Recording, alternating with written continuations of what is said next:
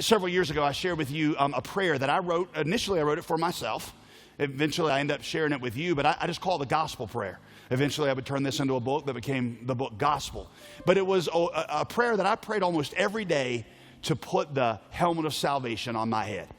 And it had 4 phrases in it. And don't try to write them down. I'll put them they're on the blog like as of right this moment, my blog, if you want to use them.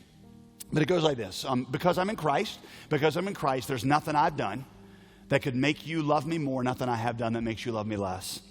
And every morning I tell myself that God's approval of me was not based anymore on how well I'd lived or the things that I'd done wrong, that his acceptance to me was a gift that he gave me in Christ, and my position before him was secure, and that released this weight off of me of this performance mentality. The second thing I would tell myself is, because I'm in Christ, you're all I need for everlasting joy. I don't need physical bread. I don't need the approval of people. I don't need success. Those things are nice, but what I really need for everlasting joy is the declaration of the Father that this is my beloved Son in whom I'm well pleased.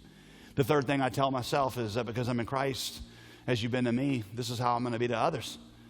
In other words, the way that you've treated me, this is how I want to think about my family. I want to think about my community as I want to serve them the way that you've served me. So realign my behavior so that it's in line with the gospel. The fourth thing was about faith, because I'm in Christ.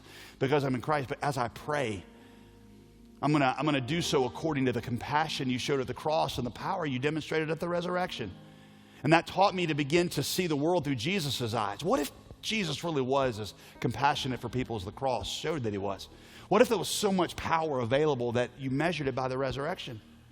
And so I began to dream dreams through that lens, through the gospel lens, rather than the lens of what I thought I could accomplish. That also helped me, by the way, when God didn't answer my prayers the way that I thought he should, which happened a lot.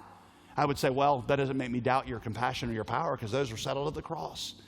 I don't care if you use that prayer, but you ought to use something that puts the helmet of salvation on your head, because the way that you shatter the power of Satan is by bold declaration in the gospel. The prince of darkness, grim, we tremble not for him.